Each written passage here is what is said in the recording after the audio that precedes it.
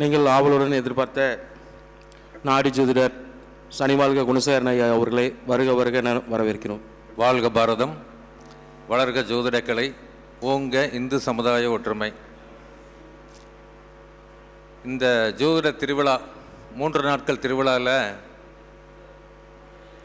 நம்முடைய ஜோதிட முன்னோடிகளும் ஜோதிட அறிஞர்களும் நிறைய கருத்துக்களை நமக்கு அள்ளி இறைச்சிட்டு போயிருக்காங்க. ஜோதிட பெருமக்கள் அனைவருக்கும், ஜோதிட சங்க தலைவர் அவர்களுக்கும் என்னுடைய நன்றி கலந்த வணக்கத்தை தெரிவித்துக்கொண்டு, எந்த தலைப்பில் பேசலாம் அப்படின்னா, தலைப்பே இல்லாமல் அனுபவ ஜோதிடமாக பேசலாம். எனக்கு முன்னால் பேசிய இரும்பாலை விஜயன் அவர்கள் கண்ணியில் செவ்வாய் இருந்தால் கடலுமே வத்துன்னு சொன்னாங்க. எனக்கு அப்படியெல்லாம் ஒன்றும் தெரியலையே அப்படின்னாரு. நான் இதை பற்றி நிறைய கூட்டங்களில் பேசியிருக்கிறேன். கண்ணியில் செவ்வாய் தங்கி சென்றால், கண்ணியில் செவ்வாய் தங்கி சென்றால் கடலும் பற்றும். தங்கி அப்படின்னாவே வக்ரகதியில் செவ்வாய் வந்து ஒரு ராசியில் 1.5 மாதம்தான் இருக்கணும். 48 நாள் 50 நாள் இருப்பார். இந்த வக்ரகதியில் இருக்கும்போது பார்த்தீங்கன்னா 9 மாதம் 10 மாதம் இருப்பார். அந்த 9-10 மாதங்கள் இருக்கும்போது தான் கடல் வற்றும். அப்போது நம்ம மேலோட்டமாக இந்த பழமொழிகள்லாம் நிறைய இருக்குது. அதை அப்படியே காத்து நம்ம பழைய எங்களுக்கு ஆசிரியர் சொல்லிக் கொடுக்கும்போது இந்த பிளாக் போர்டில் எழுதுவார், பீமன் மரத்தை, அந்த பி அங்கே போட்டுருவார், அங்கே புள்ளி வைக்காமல் போயிட்டார். இங்கே வந்து டிங்கினானேன்னு எழுதியிருப்பார். பீமன் மரத்தை படிக்கிறவங்களும் பீமன் மரத்தை பி டிங்கினானே, பி டிங்கினானே, அந்த பிடிங்கினானேன்னு சொல்லி சேர்த்த மாட்டாங்க. அந்த டிங்கினானே படித்து பீமன் மரத்தை பி டிங்கினானே, அந்த பிடிங்கினானேங்கிறது சேர்த்த தெரியல. இங்கே தான் பிரச்சனை வருது. அப்போ விஷயங்கள் இருக்கிறது அனுபவசாலிகளும் அனுபவத்தில் தான் எடுத்துக்க முடியும். 1996 டிசம்பர் மாதத்திலிருந்து கண்ணியில் செவ்வாய், ராகு. 1997 ஜூலை மாதம் வரைக்கும் இந்த செவ்வாய் ராகு ஆர்டருக்கு தான் செய்யுது. கணித ஜோதிடர்கள் எல்லாமே, ஜோதிடர்களுக்கெல்லாம் மிக மிக மிக முக்கியமானது கணிதம். அந்த கணிதம் எடுத்துக்கிட்டிங்கன்னா, ஒரு கிரகநிலை ஆர்டர் சொன்னால் எப்போ எந்தெந்த வருஷத்தில் கூடுது, எப்பப்போ வருஷத்தில் சேருது அப்படின்னு தெரிஞ்சுக்கிட்டோம்னா நமக்கு பலன் சொல்கிறதுக்கு ஈஸியாக இருக்கும். ஐயா அவர்கள் நிறைய விஷயங்களை சொன்னார். இப்போ மிதுன லக்னத்துக்கு 2ஆம் அதிபதி பூஷ நட்சத்திரத்தில் இருந்தால் அதுக்கு ஒரு பலன் சொன்னார். அந்த பலனை பற்றி நான் போகலை. 8ஆம் சாரன்னு சொல்கிறாரு. நான் சொல்கிறேன் 9 கோடி சாரன்னு சொல்கிறேன். இப்போ 8 கோடி சாரமா 9 கோடி சாரமா? இன்னொன்று அனுச நட்சத்திரத்தில் இருக்குது, 8 கோடி சாரமா 9 கோடி சாரமா? உத்திரட்டாதியில் இருக்குது, 9 கோடி சாரமா 8 கோடி சாரமா? எப்படி பிரிக்கிறது? இதுக்கு ஏதாவது பேசிங்கில் ஜோதிடம் கற்றுக்கிறவங்க கேள்வி கேட்டிருக்கிறீங்களா இல்லையா? மிதுன லக்னத்துக்கு 2ஆம் அதிபதி சந்திரன் பூஷ நட்சத்திரத்தில் இருந்தால் அது 8 கோடி சாரமா 9 கோடி சாரமா? இதுதான் கேள்வி. ஏன் 8 கோடி நான் சொல்லுவேன் 9 கோடி சாரம், இன்னொருத்தர் 8 கோடி சாரமா அப்படிம்பாரு. அப்போ ரெண்டுமே இருக்குதா இல்லையா அதில்? அப்போ இந்த பூஷ நட்சத்திரம் அப்படிங்கிறது 1-2 பாதங்கள் 8ஆம் அதிபதியின் சாரமும், பூஷ நட்சத்திரம் 3-4 கோடி சாரம் 9 கோடி சாரம் தான் இருக்குது. இங்கே தான் ஜோதிடத்தை பிரிக்காததால நம்ம தவறுந்து போகிறோம். அனுச நட்சத்திரத்தில் 1-2 சாரத்தில் இருந்தால் மிதுன லக்னத்துக்கு 8 கோடி சாரமும், அனுச நட்சத்திரம் 3-4 இருந்ததுன்னா அது வந்து பார்த்தீங்கன்னா 9 கோடி சாரமாக மாறுது. உத்திரட்டாதி 1-2 8 கோடி சாரம், உத்திரட்டாதி 3-4 9 கோடி சாரம். அப்போ அந்த சாரத்தை பிரிக்கிறது இது ஒன்று. 2 ஆதிபத்தியங்கள் இருக்குது சூரியன் சந்திரனை தவிர எல்லா கிரகங்களுக்கு. அப்போ ஒருத்தர் நம்ம 6 கோடியவருங்களா, 8 கோடியவருங்களா, 12 கோடியவருங்களா, பந்து விளையாடுற மாதிரி நமக்கு ரூல்ஸே இல்லை. பந்து விளையாட்டு கூட ரூல்ஸ் இருக்குது. ஆஃப் சைடில் கோல் அடிக்கக்கூடாது, அவுட் சைடில் போய் கோல் அடிக்கக்கூடாது. இதெல்லாம் நமக்கு சொல்லப்பட்டிருக்க விதி. ஒரு ஃபுட்பால் கிரவுண்டில் கூட இப்படி தான் சிஸ்டம் இருக்குதுங்கிறது. ஜோதிடத்துக்கு ஒரு சிஸ்டம் இல்லாதனால நம்ம சிஸ்டத்தை மீறி எப்படி வேணாலும் போகலாம் அப்படிங்கிறது போகக்கூடாது. சிஸ்டம் இருக்குது. இப்போ மிதுன லக்னத்துக்கு 6 கூடியவரா 11 கூடியவரா செவ்வாய்? இப்போ உதாரணத்துக்கு இருக்குது, சிம்மத்தில் இருக்கிறார் செவ்வாய். மிதுன லக்னத்துக்கு 6ஆம் அதிபதியா 11 கூடியவரா? ஏன் 11 கூடியவர்? இதுதான் பாயிண்ட். கண்ணில செவ்வாய் இருந்ததுன்னா மிதுன லக்னத்துக்கு 6ஆம் அதிபதி. ஏன்னா 6ஆம் இடம் அப்படிங்கிறது விருச்சிகம், அது ஒரு பெண் வீடு. கன்னிங்கிறது பெண் வீடு. அதனால அது 6 கூடிய ஆதிபத்தியம் மட்டும்தான் வேலை செய்யும். மிதுன லக்னத்துக்கு 11 கூடியவர் செவ்வாய் சிம்மத்தில் இருந்தால் அது 11 கூடிய வேலை தான் செய்யும். சிம்மத்தில் இருந்தாலும் 11 கூடிய வேலை செய்யும். பிரிக்கணும், பிரிச்சாதான் பலன் கிடைக்கும். இல்லைனா நாம எங்கேயோ சொதப்புறோம்னு அர்த்தம். அப்போ சட்ட நுணுக்கங்கள். இப்போ வரக்கூடிய பார்ட்டிஸ் எல்லாம் அவங்களே வந்து கேட்க ஆரம்பிக்கிறாங்க, ஏங்க ஜோசியம் மட்டும் ஒரே மாதிரி பேசுறது இல்லை, எங்களுக்கு சிலபஸ் இல்லைங்கன்ட்டேன். சட்டக்கல்லூரியில் ஒரு 5000 பேர் படிக்கிறாங்க. இந்த வருஷம் ஃபைனல் இயர் முடிச்சுட்டு வர்றாங்க. 5000 பேர் கூட ஒரே மாதிரி பேசுறதில்ல. சட்டத்தை புக்கு வந்து சிலபஸ் இருக்குது. சிலபஸ் படி அவங்க வந்து சட்டத்தை சொல்றது இல்லை. ஏன் அப்படின்னா விதிமுறை விதிவிலக்கு எல்லாமே அவங்க பண்ணுறாங்க. நமக்கு இங்கே சிலபஸே கிடையாது. செவிவழி செய்தி, குருநாதர் செய்தி, நமக்கு படித்த 18 சித்தர்கள், அதுக்கு பின்னால் வந்த 18 சித்தர்கள், அவங்க அந்த காலபேதம் யுகபேதம் எல்லாத்தையும் எடுத்து நாம் அனலைஸ் பண்ணி சொல்ல வேண்டியதாக இருக்குது. அதனால் மாற்றத்துக்கு உட்பட்டது தான். ஒரு 100 வருஷத்துக்கு முன்னால் கால்நடைகள் அப்படின்னா அது ஆடு மாடு குதிரை, ஏரியாவுக்கு தகுந்த மாதிரி ஒட்டகம் இருக்கிற இடத்துல ஒட்டகம், இதுதான் கால்நடை. இன்னைக்கு என்ன பண்ணுறான், அதே நமக்கு வாகனம் அப்படின்னா ஹார்ஸ் பவர் சொல்ல வண்டி வச்சுக்கிறோம். ஒரு குழுவை, அதாவது குதிரை இழுவை சக்தி இன்ஜின் சொல்கிறான். சிசி எடுத்துக்கிறோம் 100 சிசி. இப்போ ஒரு யானை 10 யானை வந்துருந்தோன்னா ஜேசிபி வண்டிங்கிறோம். அப்போ மாடிஃபிகேஷன் ஆகுது. அப்போ ஜோதிடம் வளர்ந்து கொண்டே இருக்கிறதுனால நாம கரண்ட் பொசிஷன் தெரிஞ்சுக்கணும். பழைய நூல்களில் அவங்க அந்த காலத்தில் எழுதியிருக்கிறது அது மாற்றம் இல்லை. யுகபேதம் காலபேதம் தகுந்த மாதிரி நாம் சிஸ்டத்தை கொஞ்சம் அப்படியே டெவலப் பண்ணிக்கிட்டா நமக்கு கஸ்டமருக்கு சொல்லக்கூடிய கேட்கக்கூடிய கேள்விகளுக்கு ஈஸியாக பதில் சொல்ல முடியும். அப்போ நமக்கு இருக்கிற பிரச்சனை, இப்போ இந்த யூடியூப்லேயே நான் பேசுனது, ஐயா கிட்ட பேசும்போது 2 விதமாக பேசினேன். ஒன்று, இங்கே பேசும்போது ஜோதிடர்களுக்கு பேசலாம், இல்லைன்னா பார்ட்டிக்கு பேசுகிற மாதிரி பொதுமக்களுக்கு பேசலாம். இந்த பொதுமக்களுக்கு பேசும்போது இந்த பரிகாரம் இது எல்லாம் பேசினா ரசிப்பாங்க. ஜோசியர்கள் அது பார்க்க மாட்டாங்க. ஜோசியர்கள் எல்லாமே ரசிக்கிற மாதிரி நம்ம பேசினா பப்ளிக்கு அது போர் அடிக்கிற மாதிரி இருக்கும். 2 விதமானது. இப்போ 2ம் கலந்து கொடுத்தா எல்லாருமே சுவாரஸ்யமாக இருக்கும். இப்போ பாருங்க, பார்க்குற ஜாதகங்களை எப்படி எப்படி பார்க்க வேண்டியதாக இருக்குன்னு பாருங்களேன். காலப்பகை திசைன்னு ஒன்று போடுறாங்க. காலப்பகை அப்படின்னா இந்த பூஷம் அனுசம் உத்திரட்டாதி நட்சத்திரத்தில் பிறந்தவங்களுக்கு சனி பகவானுடைய திசை தான் ஃபஸ்ட்டு 2 வருஷம், அதாவது ஃபஸ்ட்டு திசை சனி திசை வரும். எல்லா குழந்தைகளுக்கும் பிறந்ததிலிருந்து 2 வருஷம் வரைக்கும் எடுத்துக்கிட்டிங்கன்னா காலப்பகை, சனி திசை வரக்கூடாது. அது காலப்பகை, வாழக்கெடுக்கும் காலப்பகை. இப்போ அடுத்தது மிருகசீரிசம் சித்திரை அவிட்ட நட்சத்திரத்தில் பிறந்த குழந்தைகளுக்கு முதல்ல செவ்வாய் திசை, அடுத்து ராகு திசை வரும். அப்போ எந்த ஒரு குழந்தைகளுக்கு 2 வயது முடிஞ்சு 3வது வயதிலிருந்து 11 வயதுக்குள்ள நடக்கிறதோ, ராகு திசை நடக்குதோ, அவங்களுக்கு அது காலப்பகை, வாழக்கெடுக்கும் காலப்பகை. அப்போ காலப்பகை திசை ஒருத்தருக்கு நடக்குதான்னு பாருங்க. முதல்ல ஒரு குழந்தைக்கு பிறந்ததுலேருந்து 2 வயசு வரைக்கும் காலப்பகை சனி திசை, அடுத்தது காலப்பகை திசை 3 வயதிலிருந்து 11 வயது வரைக்கும் காலப்பகை, 11 வயதிலிருந்து 11 முடிஞ்சு 12 வயதிலிருந்து 18 வயது வரைக்கும் சூரிய திசை காலப்பகை, 19 வயதிலிருந்து 31 வயது வரைக்கும் சந்திரன் காலப்பகை, 32 வயதிலிருந்து 51 வயது வரைக்கும் சுக்கிரன் காலப்பகை. இப்போ ஒரு சுக்கிர திசை நடக்குது அப்படின்னா அது காலப்பகையில் வரும். மத்திய வயசில் யாருக்காவது வந்ததுன்னு வச்சுங்க, சுக்கிரன் வேலை செய்யல அப்படிம்பாங்க.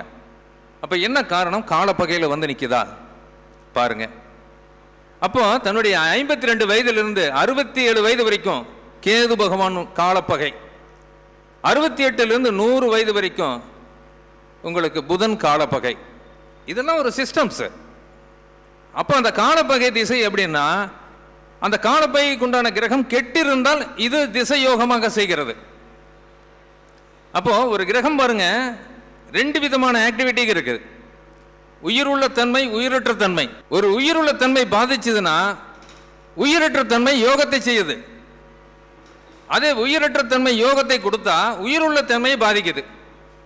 இப்போ நிறைய பணம் சம்பாதிச்சிட்டாருங்க, ஆனால் மனைவி அமையல. மனைவி அமைஞ்சதுங்க, பொருளாதாரத்தில் பின்தங்கி இருக்கிறாருங்க. இருக்குது பாருங்க. அப்போ ரெண்டுக்குமே என்ன காரவத்துவம்? என்ன பொருளாதாரத்துக்கு காரத்துவம் சுக்கிரன் தான், உயிருள்ள பொருள் சுக்கிரன், மனைவி. அப்போ ஒன்று கிடைச்சா ஒன்று பாதிக்குது. ஏன்? அப்படிதான் இங்கே வரணும். அப்போ அந்த காலப்பகையில் சிக்கி இருக்குதா பாருங்க. நிறைய விஷயங்கள் இருக்குது. அப்போ ஜோதிடம் சொல்வதற்கு ஏதாவது 2 விதமாக இருக்குதுங்க. பேசுறது ஒரு விதமாக பேசலாம், பார்ட்டி அட்டன் பண்ணுறது பாருங்க அது ஒரு விதமாக இருக்குது. இந்த போர்டில் எழுதி எக்ஸ்பிளைன் பண்ணுற பாருங்க அது அதை விட கஷ்டம். ஏன் அப்படின்னா, போர்டில் எழுதி கிரகங்களை ஆராய்ச்சி பண்ணி ஒவ்வொரு விஷயம் சொல்லும்போது அது புதுசாக சொல்லும்போது அத்தனை ப்ராடக்ட்ஸ் பண்ண வேண்டியதாக இருக்குது. இன்றைக்கி எல்லாருமே யூடியூப்பில் படிச்சுட்டு பார்ட்டி வரவங்களே அவங்களே கேள்வி கேட்க ஆரம்பிச்சிட்டாங்க. ஏங்க நாங்கள் பூர நட்சத்திரங்க, நாங்கள் திருப்பதி போகக்கூடாது அப்படிங்கிறாங்க. திருப்பதி போனால் என்னம்மா? இல்லைங்க, திருப்பதி போனால் சண்டை வருமா, திருப்பதி போனால் உங்களுக்கு பிரச்சனை வருமா அப்படின்னு யூடியூப்பில் பேசுகிறாங்க அப்படிம்பாங்க. நான் போன மீட்டிங்லேயே சொல்லிட்டேன், ஏமா உங்களுக்கு நட்சத்திரமே வேற ஆயிடுச்சு, பூர்வ நட்சத்திரம் ஏமா அழுதுட்டுக்கிறீங்க? இப்போ என்ன திசை நடக்குது? எனக்கு ராகு திசை நடக்குது. நான் உங்களுக்கு தான் என்ன சொன்னேன், சுவாதி நட்சத்திரம் நடக்குது, நீங்கள் ஏன் போகக்கூடாது? போனான்னு நல்லா இருக்குமே. என்ன அப்படின்னா, பூர நட்சத்திரம் அப்படிங்கிறது, உத்திரட்டாதிங்கிறது நமக்கு கோவிலில் இந்த மடப்பள்ளின்னு சொல்றது உத்திரட்டாதி நட்சத்திரம், திருப்பதி அப்படிங்கிறது உத்திரட்டாதி நட்சத்திரம். இது 8 கூடியது வருது, அதனால திருப்பதி போயிட்டு வந்தால் அவங்களுக்கு எல்லாம் நிறைய பிரச்சனை வரும் அப்படின்னு அவருடைய கருத்தை அவர் சொல்லிட்டாரு. அதான் சொன்ன, ஜோதிடம் வளர்ந்து கொண்டே இருக்கிறது. ஒரே இடத்துல பிக்சடா நம்ம பேசணும்னா பலன்கள் மாறுபடுகிறது. அப்போ நாம் என்ன சொன்னோம்னா, இன்னைக்கு கரண்ட் பொசிஷனில் திசை என்ன, பிறக்கும்போது திசை என்ன, என்ன எதை நோக்கி போயிட்டு இருக்குது, நிறைய சர்ச்சைகள் இருக்குது இல்லைங்க. நான் ஒரு ஜோதிடர் இருக்கிறாருங்க, அவர் அதாவது என்ன சொன்ன, திசா புத்தி அந்தரம் சூட்சமாக எல்லாம் பார்த்து கரெக்டாக சொல்லுவாருங்க சொல்கிறாரு. அவர் அதுக்கு தாங்க முக்கியத்துவம் கொடுக்குறாருங்க. ஆனால் ப்ரெடிக்ஷன் கரெக்டாக இருக்குது, பலன் ஒத்து வருது. ஆனால் இல்லைங்க, அதில் மட்டும் தான் தப்பு வருது. ஏன் தப்பு வருது? திசா புத்தி அந்தரம் சூட்சமாக எல்லாம் சொல்கிறாருல்ல, ஏன் பலன்கள் தப்பு வருது அப்படின்னா, ஜோதிட கணக்குங்கிறது என்ன கணக்குங்க? ஜோதிட வருஷங்கள் ஐயா, ஒரு வருஷத்துக்கு எத்தனை நாளுங்கய்யா ஜோதிட கணக்கில்? 360 நாள். நீங்கள் அந்தரம் போடுங்க, சூரிய திசை சூரிய புத்தி சூரியன் அந்தரம் போடுங்க, எல்லாமே 360 நாள் தான் வரும். ஆனால் நாம் ஜோதிட கணக்கு என்ன போடுறோம்? 365 நாள் கம்ப்யூட்டர் லிஸ்ட் போட்டு வச்சிடறோம். அப்போ அந்த 5.25 நாள் டிஃப்ரெண்ட் வருதா இல்லையா? ஒரு 30 வயசுக்காரங்களுக்கு என்ன ஆகுது? 150 நாள், 30 கால் 7.5, 157 நாள் வித்தியாசம் வருதா இல்லையா? அப்போ அங்கே பலன்கள்லாம் மாறுமா மாறாதா? மாறுமா மாறாதா? ஆனால் எல்லாமே தியரி தான். எல்லாம் என்னன்னா, எல்லா கணக்கும் எடுத்து நம்ம சொல்லணும், ஞாபக சக்தி வேணும். அப்போ அவங்க வந்திருக்கிற வயது என்ன, அந்த வயதோட்டத்தில் என்ன வருது, இது எல்லாமே நம்ம கரெக்ஷன் பண்ணி சொன்னாதான் ஓரளவுக்கு நம்ம 80 மார்க் வாங்குறோம். 100க்கு 100 மார்க் வாங்க முடியறதில்ல. 80 மார்க் வாங்கினா ஃபர்ஸ்ட் கிளாஸ், 50 மார்க் வாங்கினா நம்ம பாஸ். இது ஜோதிடத்தில் இருக்கக்கூடிய நிலை. அப்போ ஒரு திசாபத்தி பிரிச்சும் போது எப்படி பிரிக்கணும்? ஒரே இடத்துல இருந்து பிக்சடா வேலை செய்தா, 12 பாவகத்துக்கு வேலை செய்தா, இது ஒவ்வொரு மீட்டிங்லையும் நான் சொல்லிட்டு தான் இருக்கிறேன் இல்லைங்களா? எப்படி சொன்னங்க ஐயா? உங்களுக்கு ஞாபகம் இருக்குதுன்னா மறுபடியும் சொல்லுங்க. இன்னைக்கு போராட நட்சத்திரங்க ஐயா. போராட நட்சத்திரம் ஸ்டார்டிங் பாயிண்டே வச்சுக்கலாங்க. 20 வருஷ திசை ஒரு குழந்தைக்கு நடக்குது. சுக்கிரன் அப்படிங்கிற கிரகத்தினுடைய திசை ஸ்டார்ட் ஆகுது இல்லைங்களா? அப்ப அந்த சுக்கிரன் வந்து பிக்சடா ஒரே இடத்துல இருந்து வச்சு பேசுறதா? இப்ப சுக்கிரன்ங்கிற கிரகம் எங்க இருக்குது? கடகத்தில் இருக்கு. அதே இடத்துல இருந்து வச்சு பேசுறதா?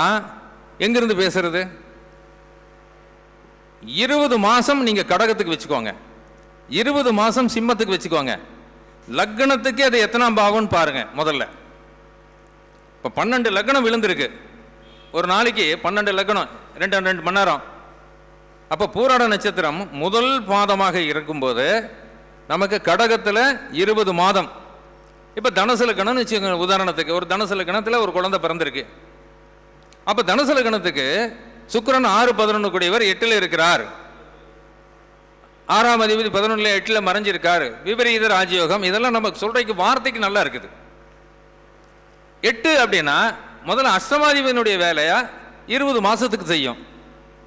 அதுக்கு அடுத்தது தனுசு லக்னத்துக்கு 9 கூடிய ஆதிபத்தியம் வேலை செய்ய ஆரம்பிக்கும், 20 மாதம். அடுத்தது கன்னியில 20 மாதம் வேலை செய்யும். அடுத்தது துலாத்துக்கு 20 மாதம் வேலை செய்யும். விருச்சிகத்துக்கு 20 மாதம் வேலை செய்யும். லக்ன பாவம் 20 மாசம் வேலை செய்யும். 20 வருஷம் பினிஷிங் கொடுத்துரும். அப்ப நாம என்ன சொன்னோம்? பிக்சடா தனுசு லக்னத்துக்கு 6-11 கூடிய கிரகம் 8ல் இருக்கிறார். அவர் இந்த நட்சத்திரத்தில் இருக்கிறார். இது வந்து நம்ம நடைமுறையில் இருக்கக்கூடிய பாயிண்ட். ஆனா நாம என்ன பண்றோம்? அந்த 8-8ன்னு போட்டு நம்மளை அவங்கள ஒரு என்ன சொன்னா தட்டி தட்டி வச்சிடறோம். அப்ப அந்த சுக்கிர திசை 8ல் 8ஆம் இடம் ஜெயிலுக்கு போலாங்க, 8ஆம் இடம் தனிச்சு இருக்குதுங்க அப்படின்னு சொல்ல முடியுமா? 20 வருஷமா ஒரே பலன் கிடைக்குதா? நாம என்ன சொன்ன தப்பிச்சுக்கிறதுக்கு ஒரு வழி பண்ணிக்கிறோம். புத்தி மாறுதில்ல. சுக்கிர திசையில் சுக்கிர புத்தி முடிஞ்சு சூரிய புத்தி மாறுதில்ல. அது இல்லை, நீங்க நகர்த்திட்டே இருங்க, நகர்த்துனா பலன் கிடைக்க ஆரம்பிக்கும். அப்போ ஒரு திசையை பிரிச்சு போடுங்க, பிரிச்சு போட்டா பலன் கிடைக்குது. அப்போ குட்டி சுக்கிரன் குடியை கெடுக்கும், கட்டித்தங்கம் வெட்டி வெட்டி முழுங்குவானாம். இது ஒரு பாடல். ஏஎம் பிள்ளை அவர்கள் மயிலை பூபதிராஜன் பாடல்கள்ல வரும். ஒரு குழந்தை பரணி பூரம் பூராட நட்சத்திரத்தில் வீட்டில் கடைசி குழந்தை பிறக்கக்கூடாது. அப்படி கடைசி குழந்தை பிறக்கிறதா இருந்ததுன்னா சிசேரியனுக்கு வர்றாங்க இல்லைங்க. இப்போ இன்னைக்கு யாருக்காவது நமக்கு சிசேரியன் வச்சு கொடுக்குறோன்னு வச்சுங்களேன். இன்னைக்கு என்ன நட்சத்திரம்? பூராட நட்சத்திரம். அப்போ பூராட நட்சத்திரம் வரும்போது நான் கேட்போம், இதுக்கப்புறம் உங்களுக்கு குழந்தை வேணுமா, இந்த குழந்தையோட நிறுத்திக்கிறீங்களா? இல்லைங்க, இந்த குழந்தையோட நிறுத்தினா இன்னைக்கு வேண்டாங்க. இல்லைன்னா இந்த பூராட நட்சத்திரம் சுக்கிர திசை முடிகிற தருவாயில தான் எடுத்து கொடுக்குறோம். இது சிசேரியனுக்கு. அப்போ ஆரம்ப திசை சுக்கிர திசை இருந்ததுன்னா அந்த சுக்கிர திசை என்ன ஆகுனா வாழ கெடுக்கும் காலப்பகை. ஏன்னா முதல் திசை வந்து அந்த சுக்கிர திசை வரக்கூடாது கடைசி குழந்தைகளுக்கு. இதுக்கப்புறம் இன்னொரு குழந்தை வந்ததுன்னா ஸ்டாப் பண்ணிடும். அவங்க பேரண்ட்ஸும் ஒன்றும் அட்டாக் பண்றதில்ல. இதுவும் அனுபவம். அனுபவத்தில் நிறைய விஷயங்கள் இருக்கிறது. சில நாட்களில் எந்த நூல்லையும் கிடைக்கிறது இல்லை. அனுபவம் தான் வாழ்க்கை. நம்ம அடிக்கடி சொல்லுவோம் ஒரு விஷயம், இந்த ரேவதி நட்சத்திரக்காரங்களுக்கு மட்டும் மீனராசி ரேவன் ஜோடி பொருத்தமே அமையாதும்போம். மீனராசி ரேவதி நட்சத்திரக்காரர்களுக்கு ஜோடி பொருத்தம் அமைவதில்லை. ஜோடி பொருத்தம்னா என்ன அப்படின்னு கேள்வி அடுத்தது வரும். ஒருத்தர் நல்ல சிகப்பா இருந்தா ஒருத்தர் நல்ல கருப்பா இருப்பாங்க, இல்லைன்னா மாநரமா இருப்பாங்க. அது ஆணா இருக்கலாம், அது பெண்ணா இருக்கலாம். ஆணுக்கும் சரி பெண்ணுக்கும் சரி. ஒருத்தர் உயரமா இருந்தா ஒருத்தர் உயரம் கம்மியா இருப்பாங்க. ஒருத்தர் லீனா இருந்தா நல்ல ஸ்டவுட்டா இருப்பாங்க, இன்னொருத்தர் ஆப்போசிட் அப்படியே அமையும். இது மீனராசி ரேவதி நட்சத்திரத்துக்கு உண்டான ஒரு குணம். இது ஏதாவது நூல்ல சொல்லியிருக்குதா? அனுபவத்தில் தான் எடுக்க வேண்டியதா இருக்கு. ஆனா இது 100க்கு 99.99 பேருக்கு அப்படியே தான் இருக்குது. ப்ராக்டிக்கலாக நாங்கள் பார்க்கறது. ஏன்னா மீனராசி யாராவது உங்களுக்கு தெரிஞ்ச எத்தனை பேர் மீனராசி இருப்பாங்கல்ல? கல்யாணம் பண்ண ஜோடிகளை பாருங்க. ஒருத்தர் ஹைட்டாக இருப்பாங்க, ஒருத்தர் ஹைட்டு கம்மியாக இருப்பார், ஒருத்தர் மானரமாக இருப்பாங்க, நல்ல சிகப்பாக இருப்பாங்க, ஒருத்தர் லீனாக இருப்பாங்க, ஒருத்தர் நல்ல ஸ்டவுட்டாக இருப்பாங்க. அப்படியே ஆணாக இருந்தாலும் சரி பெண்ணாக இருந்தாலும் சரி அப்படியே தான் வரும். இது ப்ராக்டிக்கலாக இருக்குதா இல்லைங்களா? 100% வரும். இது அனுபவம். அப்போ சில நட்சத்திரங்களுக்கு சொல்லும் போதே நீங்கள் சிகப்பா பொண்ணு தேடாதீங்க, உங்களுக்கு கிடைக்காது. அப்போ என்ன சொன்ன, நல்ல குணமாக இருக்குதா, குடும்பம் நல்ல குடும்பமா, நல்லா படிச்சிருக்கிறாங்களா, நீங்கள் மனசில் ஏற்றுக்கோங்க.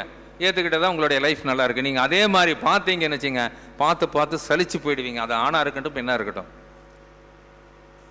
இப்படி பலன் சொல்லி பாருங்க, ஈஸியாக வரும். இப்போ பிருகுநந்தி நாடி ஒரு காலத்தில் நாடி பராசர முறையிலேருந்து நாடிக்கு வரும்போது நிறைய பேர் இதை உதாசீனப்படுத்தினாங்க. இது ஏற்றுக்கவே இல்லை. ஆரம்ப காலகட்டத்தில் நாங்கள் 2000 பேசும்போது இதெல்லாம் ஒத்து வருங்களா அப்படின்னாங்க. இன்னைக்கு நாடி தமிழ்நாடு ஃபுல்லாக சும்மா சொல்லிட்டு அடிக்குது, கிளாஸ் நடக்குது, எல்லாம் பண்ணுறது. அப்போ என்னென்ன, ஆரம்பத்தில் எந்த தியரியும் ஏற்றுக்கிறது இல்லை. கிருஷ்ணமூர்த்தி பற்றியதையும் அப்படி தான் எல்லா புது இது. ஏன்னா அது ப்ராக்டிக்ஸ் அனுபவத்தில் இது ஏற்றுக்கும் போது ஜனங்களும் ஏற்றுக்கிறாங்க, ஜோதிடர்களும் ஏற்றுக்கிறாங்க. அதனால சொன்ன எந்த கருத்தை ஏற்றுக்கொள்ளுங்க, அனுபவிங்க, பாருங்க, எடுத்துக்கோங்க. அப்போ பிருகுநந்தி நாடிங்கிறது நமக்கு அவ்வளோ கஷ்டப்பட வேண்டாம், ஈஸியாக பலன் சொல்றதுக்கு ஒரு வழிமுறை. கிரகங்களுடைய காரகத்துவம், ராசியினுடைய காரகத்துவம், இது ரெண்டு நமக்கு தெரிஞ்சதுன்னா ஈஸியாக எசன்ஸ் நமக்கு கிடைக்குது. அதாவது பெண்களில் பொறுத்தளவு அந்த சமையலறையில் சாப்பாடு, ரசம், பொரியல் இதெல்லாம் வச்சு கொஞ்சம் லேட் ஆகும், டைம் ஆகும், ருசி இது வரும். இப்போ சீக்கிரமாக சமையல் அப்படிங்கிறது பார்த்திங்கன்னா இந்த லெமன் சாதம், தக்காளி சாதம், தயிர் சாதம் அப்படி போட்டுட்டோம்னா அதுவும் சாதம் தான். ஆனால் அதுலேயும் டேஸ்ட் கிடைக்குது. இந்த பிருகுநந்தி நாடியில் ஈஸியாக கிடைக்கக்கூடியது பிருகுநந்தி நாடி. அப்போ பிருகுநந்தி நாடியில் காரகத்துவங்களை தெரிஞ்சுக்கோங்க. ஒரு கிரகம் என்ன காரகத்துவத்தில் இருக்குது, அதுக்கு நட்பு காரகத்துவம் பக்கத்தில் இருக்குதா, நெகட்டிவா இருக்குதா அப்படிங்கிறது மட்டும் தெரிஞ்சுக்கோங்க. அதுக்கு நட்பு காரகத்துவம் இருந்தால் இதனுடைய செயல்பாட்டுக்கு அந்த கிரகம் நல்லா வேலை செய்ய ஆரம்பிக்குது. இப்போ உதாரணத்துக்கு ஒரு உச்சம் பெற்ற கிரகமாகவே இருக்கலாம். அந்த உச்சம் பெற்ற கிரகத்துக்கு பக்கத்தில் எதிர்மறையான கிரகம், இப்போ உதாரணத்துக்கு குரு அப்படின்னு வச்சுக்கோங்களேன். கடகத்தில் சிம்மத்தில் ராகு இருக்கு,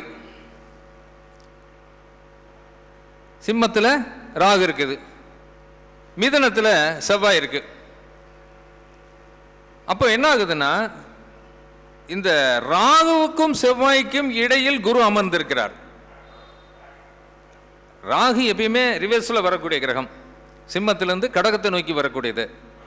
செவ்வாய் அப்படிங்கிற கிரகம் கடகத்தை நோக்கி செல்லக்கூடிய கிரகம். அப்போ இரண்டு பகைவர்களுக்கு மத்தியில் ஒரு கிரகம் உச்சம் பெற்றிருந்தாலும் அது தன்னுடைய உச்சத்தன்மையை வேலை செய்யாமல் இந்த ரெண்டு பகை கிரகங்கள் அவங்களை கெடுத்து விடுகிறது. இதான் ரூல். அப்போ செயல்பட விடாமல் அதை தடுத்து விடுகிறது.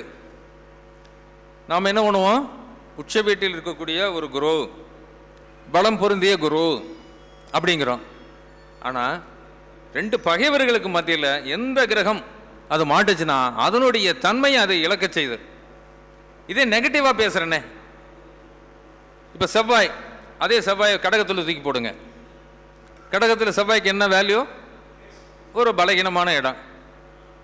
இப்போ செவ்வாய்க்கு 2ஆம் இடத்துல சிம்மத்தில் ஒரு சூரியன் இருக்குது, செவ்வாய்க்கு 12ஆம் இடத்துல மிதுனத்தில் ஒரு குரு இருக்கிறார். இப்போ செவ்வாய்க்கு என்ன வலிமை, ரெண்டு நட்பு கிரகங்களுக்கு மத்தியில் செவ்வாய் இருப்பதனால செவ்வாய் உச்சம் பெற்ற கிரகத்தினுடைய பலனை விட இது அபரீதமாக வேலை செய்யுது. ரெண்டு நட்பு கிரகங்களுக்கு மத்தியில் ஒரு கிரகம் இருந்ததுன்னா அதுக்கு பலம் அதிகம். இன்னி கொஞ்சம் லாஜிக்காக பேசணும்னு வச்சுக்கோங்களேன். நம்ம அந்த பப்ளிக்கு பேசுகிற மாதிரி பேசினா, ஐயா என்கிட்ட பணம் இல்லை, ஒரு நண்பர் கூப்பிட்றாரு, வாங்க இந்த ஊருக்கு போகலாம், சேலம் வரைக்கும் போகலாம், ஐயா கூப்பிட்றாருன்னு வச்சுங்களேன். நான் கொஞ்சம் அப்படி பாக்கெட்டை பார்க்குறேன்.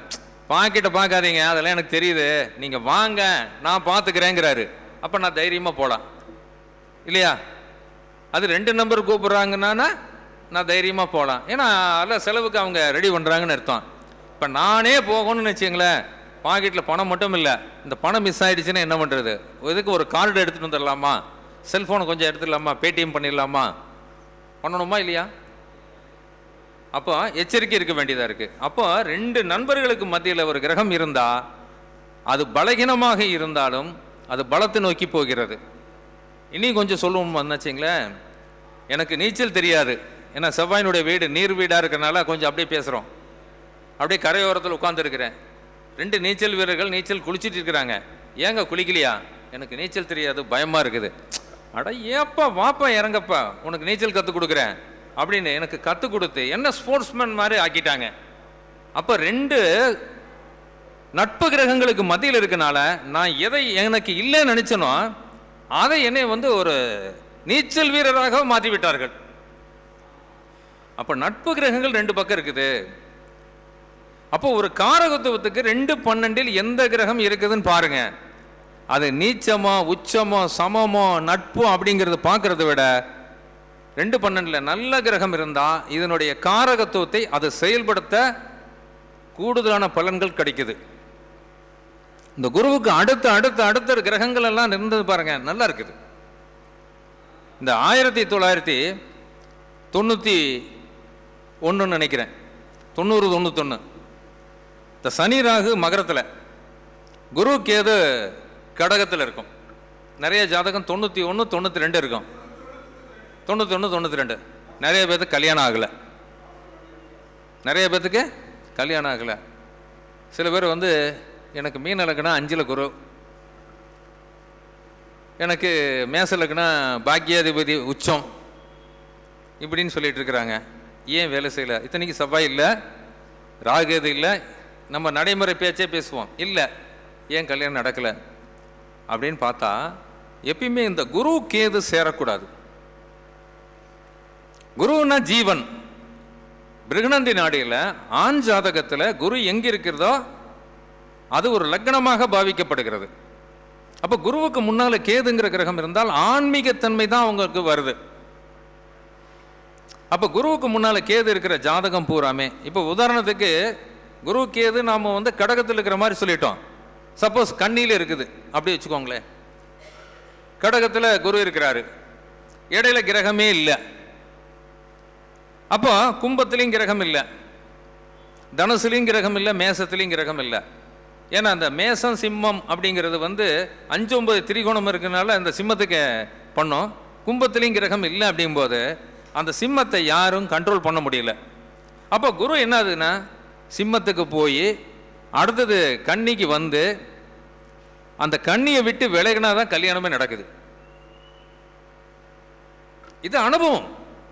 அப்போ குருங்கிற கிரகத்தை முன்னால் என்ன கிரகம் வருது பாருங்க, கேது வரும்போது மேக்சிமம் இந்த கல்யாணமாகாத ஜாதகமெல்லாம் ஆண்கள் ஜாதகத்தை எடுத்து பாருங்க, செவ்வாய் இருக்காது, ராகு எது இருக்காது. ஆனால் குருவுக்கு முன்னால் கேது இருந்தால அது ஆன்மீகத்தினுடைய தொடர்புகளை ஏற்படுத்துறது அப்படிங்கிறது ஒன்று நிலை. இது பிருகநந்தி நாடியில் கிடைக்கிறது. நல்ல அறிவாளிங்க, நல்ல திறமசாலிங்க, நல்ல ஒழுக்குங்க. ஆனால் பையனுக்கு பொண்ணு கிடைக்கல. ஐயா சொல்கிறாருல்ல, 9 கல்யாணம் பண்ணார், 10வது கல்யாணத்துக்கு ரெடியாக இருக்குது. 10வது கல்யாணம் கெட்டு போகும், இன்னொருத்தன் பொண்ணு கொடுக்குறதுக்கு ரெடியாக இருப்பார். இந்த திருமணத்தில் இந்த இதில் பேப்பரில் எல்லாம் வருதில்ல, 10 கல்யாணம் பண்ணினார், ஏமாற்றி கல்யாணம் பண்ணார், ஏமாற்ற பண்ணாமல் கல்யாணம் பண்ணார், ஆனால் பொண்ணு கொடுக்குறதுக்கு ரெடியாக இருக்குது. இவருக்கு ஏன் பொண்ணு கொடுக்க மாட்டாங்கிறாங்க. இதெல்லாம் நிறைய இருக்குது. இதே பள்ளிப்பாளையத்தில் ஒருத்தர் வராருங்க, 300 தறி ஓடுது. அவர் ஜாதகத்தில் இப்படி இருக்குது.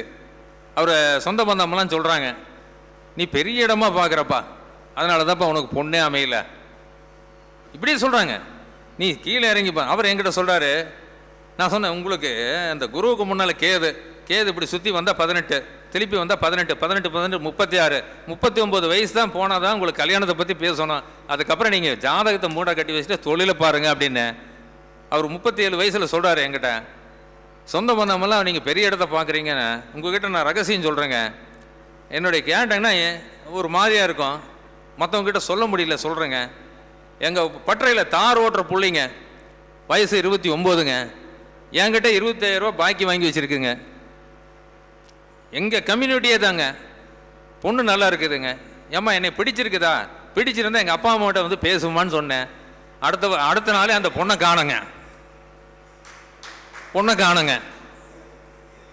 அடுத்த நாள் 2 நாள் கழிச்சு பார்த்தா தறி ஓட்டுற இன்னொரு நபர் காணுங்க. அது ஒரு 25, இது ஒரு 25, 50 ரூபா ஆச்சு. ஆனால் அந்த நபரை கூட்டிகிட்டு அந்த பொண்ணு போயிடுச்சுங்க. இதுக்கு மேலே கீழே இறங்கி என்னால் எப்படிங்க பொண்ணை பார்க்க முடியும்? ஆனால் வெளி உலகத்தில் சொந்த பந்தத்தில் நீ பெரிய ஆளாக பார்க்குற இவ்வளோ கீழே இறங்கி போயிருக்குங்க. இது தெரியறது இல்லைங்க. ஆனால் நீங்கள் தாங்க கரெக்டாக அந்த பாயிண்ட் எடுத்து கொடுக்குறீங்க. நீங்கள் என்ன கீழே போனாலும் நடக்காதுங்க அப்படின்னா, நீங்கள் என்ன கீழே இறங்கி போனாலும் நடக்காது. ஆனால் அந்த டைம் தாண்டி நீங்கள் மேலே நில்லுங்க, அதே இடத்துக்கு உங்களுக்கு பெரிய இடத்துலேருந்து ஆள் வரும். இதுதான் ரகசியங்களை நம்ம எடுத்து கொடுக்கணும். அப்போ ஒரு பெண் ஜாதகத்திலையும் பாருங்க, அதே மாதிரி சுக்கிரனுக்கு அடுத்தது கேது இருக்குதான்னு பாருங்க, செவ்வாய்க்கு அடுத்தது கேது இருக்குதான்னு பாருங்க. இதெல்லாம் பாருங்க. ஏன்னா திருமணம் அப்படிங்கிற கிரகம் எடுத்துக்கிட்டீங்கன்னா மங்கள காரகன் செவ்வாய். இந்த மங்கள காரகனுக்கு செவ்வாய்க்கு பக்கத்தில் ராகு இருக்குதா, கேது இருக்கா? அதனால சொன்னேன், 1997 ஜாதகம் எல்லாம் பொருத்தம் பார்க்கறதுக்கு எங்களுக்கு என்ன பண்றதுன்னு தெரியல. இந்த ஜூன் ஜூலை வரைக்கும் பிறந்த ஜாதகம் எல்லாமே சனி கேது வந்து மீனத்தில் இருக்கு, செவ்வாய் ராகு வந்து கண்ணியில் இருக்கு. அதுல இந்த கன்னியா லக்னம் மீன லக்னம் வந்தா நம்ம பிரச்சனை. அது மிதன லக்னமா வந்தனா 4-10 பார்வை வந்து 7ஆம் இடத்துக்கு விழுகுது. ஆனா நம்ம பொண்ணு இருந்தா என்ன பண்றது? இதையும் சொல்ல வேண்டியதா இருக்கு. அப்போ அந்த மாதிரி ஜாதகங்களுக்கு என்ன சொல்றோம் அப்படின்னா, ப்ரெடிக்ஷன் கொடுக்கும்போது செவ்வாய் ராகு சேர்ந்துருச்சா மேக்சிமம் கொஞ்சம் மருத்துவத்துறையில் இருக்கிறதா பாருங்க, மெடிசன் பாருங்க. ஏன்னா செவ்வாய் அப்படின்னா மருத்துவ சம்பந்தப்பட்ட தொடர்பு, மெடிக்கல் ஷாப் இருந்தாலும் சரி, பயோடெக்னாலஜி படிச்சிருந்தாலும், பயோ கெமிஸ்ட்ரி படிச்சிருந்தாலும், சிவில் இன்ஜினியரிங் இருந்தாலும், ஆர்கிடெக்ட் லைன் வந்திருந்தாலும், இபி லைன் எலக்ட்ரிக் லைனில் வந்திருந்தாலும், இல்லை அந்த ஃபேமிலியில் யாராவது இருந்தாலும் கூட அந்த மாதிரி ஜாதகத்தை பார்த்தா இவங்களுக்கு திருமணம் நடக்குதுங்க. மற்றதை நீங்கள் வேற துறை பார்த்தீங்கன்னா நடக்கிறதுக்கு கஷ்டம். நீங்கள் சலிச்சு போய் எந்த பரிகாரம் பண்ணாலும் நடக்காதுங்க. இப்போ செவ்வாய் இருக்குது, வைத்தீஸ்வரன் கோயில் போகலாம், செவ்வாய்க்கு வாழை மரத்தை வெட்டலாம், நீங்கள் எதை பண்ணாலும் நடக்கிறது இல்லை. 97 ஜாதகம், 96 டிசம்பர்லேருந்து 97 ஜூன் ஜூலை வரைக்கும் இந்த ஆர்டர் இருக்குது. கண்ணியில் செவ்வாறாகு, மீனத்தில் சனிக்கேது. இதெல்லாம் அது என்ன சொல்றது அப்படின்னா, இந்த மாதிரி ஜாதகம் பரிகாரம் எப்படிங்கிறது என்ன அப்படின்னா, அப்போ போலீஸ் மிலிட்டரியில் இருக்கிற ஒரு பொண்ணு கேட்குறாரா, தாராளமாக கொடுங்க. சனி செவ்வாய். இபியில் இருக்கிறவரை கேளுங்க. துறையை இவங்க என்ன பண்ணுறாங்க, அதை மட்டம் தட்டுறாங்க. நம்ம போய் பொண்ணை வந்து போலீஸுக்கு கொடுக்குறதா, மிலிட்டரியில் இருக்கிற கொடுக்குறதா, இபியில் இருக்கிற கொடுக்குறதா, அதுதாங்க உங்களுக்கு பொண்ணுக்கு நல்ல செலெக்ஷன் ஆகும். பண்ணுங்க. அது பொண்ணு கொடுத்தீங்கன்னா சக்ஸஸ் ஆகும். நீங்கள் அந்த துறை விட்டு நீங்கள் பேங்க்கில் இருக்கிறது, ஆசிரியர் இருக்கிறது, சொந்த இப்படிலாம் நிறைய வருது. அவங்களுடைய விருப்பத்தை நம்ம வந்து சொல்ல முடியறதில்ல. ஆனால் இந்த மாதிரி போனால் நல்லா இருக்கும். அப்போ விளக்கம் கொடுக்க வேண்டியதாக இருக்குது. அப்போ பரிகாரம்ங்கிறது இந்த ரூட்டில் தான் நம்ம போக வேண்டியதாக இருக்குது. அப்போ 96 97 ஜாதகங்கள் எல்லாம் இந்த செவ்வாய் ராகு சனிக்கேதுனுடைய தொடர்பு இருக்கிற ஒரு பெண்கள் ஜாதகம் என்பது, செவ்வாய் என்பது கணவன், ஆண் ஜாதகத்தில் சுக்கிரன் தான் மனைவி. அப்போ 2 பகை கிரகங்களுக்கு மத்தியில் ஒரு காரத்துவ கிரகம் கிடக்கூடாது. அடுத்தடுத்த கிரகங்கள் நல்லா இருக்குதான்னு பாருங்க. இப்போ சில பேர் சொல்றாங்க, எனக்கு 30 வருஷமா கேஸுங்க, 15 வருஷமா ஒரு கேஸுங்க, என்னங்க திசாபத்தி நடக்காதா, கோச்சாரத்தில் வந்தால் அடுத்த வருஷம் குருபலம் இல்லைங்க, இந்த வருஷம் குருபலம் இல்லைங்க, நடக்கவே மாட்டாங்குது, யோகமான திசை தானே நடக்குதுங்கிறாங்க. ஏன் நடக்கலை? அவங்களுக்கெல்லாம் பார்த்தீங்கன்னா ஒரு சைடே கிரகம் இருக்காது. இப்போ பார்த்தீங்கன்னா தனுசுல ராகு இருக்கும், மிதுனத்தில் கேது இருக்கும், இடையில எந்த கிரகம் இருக்காது. இதுக்கு நாம் என்ன சொல்லுவோம், கால சர்ப்பம் சொல்லிடுவோம். ஒன்று கால சர்ப்ப யோகம் சொல்லிடுறோம், தெரிஞ்சவங்க, தெரியாதவங்க கால சர்ப்ப தோஷம்னு சொல்லலாம். இந்த யோகமா தோஷமான்னு சொல்றதுக்கே நமக்கு தெரியல. யோகமா தோஷமா, கால சர்ப்ப யோகம்னு ஒருத்தர் சொல்றாரு, அதே இன்னொரு ஜோசியர் வந்து கால சர்ப்ப தோஷம்னு சொல்றாங்க. எனக்கு தோஷமா யோகமா, யோகமா இருந்தாலும் வேலை செய்ய மாட்டாங்குது, தோஷமா இருந்தாலும் இப்படி தான் இருக்குது, எப்போதான் நடக்கும். அப்படிங்கிற கேள்வி வருது. அப்போ தனுசுல ராகு இருந்தால் குரு எப்படி இருக்காருன்னு பாருங்க. மிதுனத்தில் கேது இருக்கிறாருன்னா புதன் எப்படி இருக்கிறான்னு பாருங்க. அந்த ஜாதகத்துக்கு லக்னம் ஏதாவது ஒரு இடத்துல வரும். 12 லக்னங்கள் ஏதாவது ஒரு லக்னம் வரும். அந்த லக்னத்துக்கு தனுசுங்கிற இடத்தினுடைய அதிபதி யார்? குரு. மிதுனத்தில் இருக்க கேதுனுடைய அதிபதி யார்? புதன். இந்த புதனும் குருவும் 6-8 இருக்கிறாங்களா, இல்லை அந்த குருவும் புதன் நீச்ச வீட்டில் இருக்கிறாங்களா, எப்படி இருக்கிறாங்கன்னு பாருங்க, நிலையை பாருங்க. அடுத்தது இந்த ராகுவை தொட்டு போச்சுன்னு வச்சுங்களேன், மிதனம் வரைக்கும் போச்சுன்னா வெளிநாட்டில் இருந்திருந்தா இவங்க தப்பிச்சுக்கிறாங்க. ஃபாரின்ல இருக்கிறாங்க, அங்கே சம்பாரிச்சிட்டு இருக்கிறாங்க, இங்கே இருக்கிறாங்க தொழிலே இல்லைங்க அப்படிங்கிறாங்க. ஆனால் மதிப்புள்ள நபர் மதிப்பில்லாத இடத்துல இருக்கிற மாதிரி வைரம் தான். வைரத்தை மதிக்க வேண்டிய இடத்துக்கு வைரம் போயிடுச்சுன்னா அதுக்கு வேல்யூ இருக்கு. வைரத்தை பற்றி தெரியாத இடத்துல போய் பார்த்தீங்கன்னா அது கண்ணாடி கல்லன்னு கேட்குறாங்க. வைரம் கேரட் பார்த்தீங்கன்னா 2 லட்சம் 3 லட்சம் போயிட்டு இருக்குது. இது என்ன கண்ணாடி கல்லுங்களா, டோட்டலாக ஒரு 10 ரூபா 15 ரூபாய்க்கு போகுமா அப்படின்னு கேட்குற மாதிரி இருக்குது. அப்போ வேல்யூபிள் பர்சன் வேல்யூ இல்லாத இடத்துல இருக்கிறாரு. அப்போ குரு தன்னுடைய சுற்றுப்பாதத்தில் என்னைக்கு அந்த மிதனத்தை தாண்டி கடகத்துக்கு வருகிறாரா எல்லா கிரகம் வேலை செய்யுது. அப்போ ப்ரெடிக்ஷன் எப்படி கொடுக்க வேண்டியதாக இருக்குது. அப்போ ஜனனதார ஜாதகத்தை பார்க்கணும், திசாபுத்தி பார்க்க வேண்டியது, காலப்பகை திசையை பார்க்க வேண்டியதாக இருக்குது, யோகாதிபத்தியங்களை பார்க்க வேண்டியதாக இருக்குது, ஜனனகால கிரக நிலையங்களை பார்க்க வேண்டியது இருக்குது. இது எல்லாம் பார்க்க வேண்டியதாக இருக்குது. அப்போ இந்த ஆர்டர் குறிப்பிட்ட ஒரு 4 மாதம் 3 மாதத்துக்குள்ள இருக்கத்தானே செய்யுது. அப்போ எல்லாருக்குமே இதே மாதிரி வருதா அப்படிங்கிற கேள்வி அடுத்தது வரும். அதுக்கு தான் அந்த ராகுனுடைய டெஸ்பாஸ்டர் யாரு அப்படிங்கிறது பார்க்குறோம். இப்போ ஐயா கூட பேசினார், செவ்வாய் ராகு ஒரு பக்கமாக இருந்தா என்ன பாதிக்கும் அப்படிங்கிறாரு. அப்போ இந்த ராகுங்கிறது யார்? ராகுனா பாட்டனார், கேதுனா பாட்டி, அது உறவு முறைகள்ல. ராகுங்கிறது ஒரு நிழல் கிரகம். யாரோட நிழலாக வருகிறார்? ராகுங்கிறது அதனுடைய காரகத்துவம் என்ன? எதை கண்டாலும் விழுங்கணும், எதை கண்டாலும் பிடிக்கணும், எதை கண்டாலும் கட் பண்ணணும். அது ஒரு வெட்டு சிஸ்டர் அப்படிங்கிற மாதிரி தான். ஆனால் எந்த வீட்டில் இருக்கிறாரோ அந்த வீட்டினுடைய அதிபதி நல்லா இருந்தால் இந்த ராகு நல்ல பலனை தருகிறது. அந்த வீட்டினுடைய அதிபதி பலகீனமா இருந்தா அந்த ராகு தான் இவங்களை வதம் பண்ணும். அப்போ ராகு எதுக்கு வீடு கொடுத்த கிரகங்கள் நல்லா இருக்கான்னு பாருங்க. இப்போ உதாரணத்துக்கு இன்னைக்கு மீனத்தில் ராகு, கண்ணில கேது. ராகுனுடைய அதிபதி குரு எங்க இருக்கார்? ரிஷபத்தில் இருக்கிறாரு. அதாவது எங்க கண்ணில் இருக்கக்கூடிய அதிபதி புதன். புதன் எப்படி இருக்கா? அப்போ இந்த குருவும் புதனும் பாருங்க எப்படி இருக்காரு. இவங்க 2 பேர் 6-8 இருக்கிறாங்களா, அது லக்னத்துக்கு எப்படி இருக்கிறாங்கன்னு பாருங்க. அப்போ இந்த ராகுனுடைய வீடு கொடுத்த கிரகம் நல்லா இருந்தா இவங்க நல்ல பலனை தருகிறார். ஏன் அப்படின்னா ராகு அப்படிங்கிறது நம்முடைய பாட்டனார் முற்பிறவில் செய்த பாவத்தையும் புண்ணியத்தையும் நாம் அனுபவிக்க வந்திருக்கிறோம். எங்க தாத்தா என்ன பாவம் செஞ்சோன்னா தெரியல, நான் இந்த மாதிரி அனுபவிக்க. நான் சொல்ல என்ன தெரிஞ்சு ஈயெறும்பு கூட நான் கொல்ல கிடையாதுங்க. எறும்பு கூட சக்கரை போட்டுட்டு இருக்கிறேன், பொட்டுக்கலை போட்டுக்கிட்டு இருக்கிறேன். ஒரு ஈயெறும்பு கூட நான் தோஷம் பண்ணல. எனக்கு மட்டும் ஏங்க அனுபவிக்கிறேன்? இப்படி நீங்க முற்பிறவியில் செய்த பாவமும் முன்னோர்கள் செய்த பாவமும் நீங்க அனுபவிக்க வந்திருக்கீங்க. அதுதான் அந்த இடத்துல விதி. இப்ப சில பேர் பாருங்க, அவங்க எல்லா இதுவும் பண்ணுவான், இந்த இருக்கிறதுல எல்லா பாவம் செய்வான், நல்லா இருக்கிறான். ஏன் அப்படின்னு அப்படியே திருப்பி அவர் கேள்வி கேட்கிறாருல்ல. அவங்க முன்னோர்கள் செய்த புண்ணியமும் முற்பிறவியில் இவர் செய்த புண்ணியமும் இவங்களை என்ன சொன்னது வாழ வச்சிட்டு இருக்குது.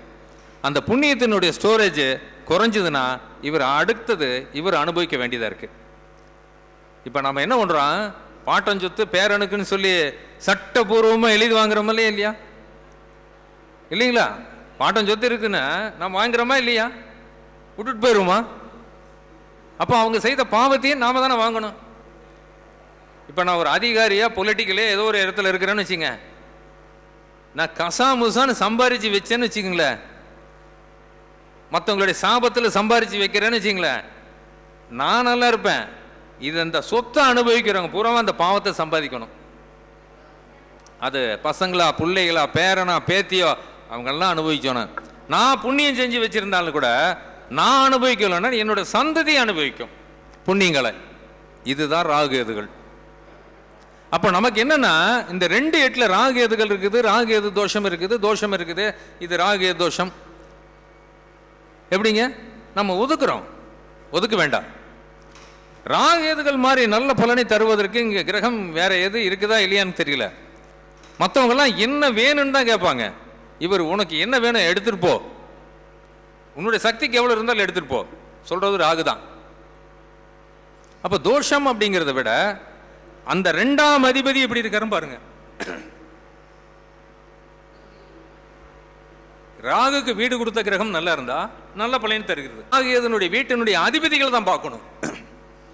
அடுத்தது அதனுடைய வேல்யூ எவ்வளவு, சொத்து கிடைச்சா அந்த சொத்தினுடைய மதிப்பு எவ்வளவு அப்படிங்கிறது தான் சாரம். முதல்ல அந்த வீட்டினுடைய அதிபதி, அடுத்தது அது வாங்கின சாரம் வேல்யூ என்ன. ரோட்டு மேலே இருந்ததுன்னா 10,000 ரூபா ஸ்கொயர் ஃபீட்டு, சந்தில் வந்து 5,000 ரூபா, இனியும் கொஞ்சம் பின்னால் போச்சுன்னா 3,000 ரூபா சொல்கிறோமா இல்லையா. குத்தல் வருது, கார்னல் வருது, இது வந்துச்சுன்னா அதனுடைய வேல்யூ குறைஞ்சிக்கிட்டே இருக்குது. அப்போ இடத்துக்கு தகுந்த மாதிரி இருக்கும். முதல்ல இடம் கிடைக்குதா, இடம் இருக்குது, அப்போ இடத்தினுடைய வேல்யூ போடுறது தான் எடுத்தது.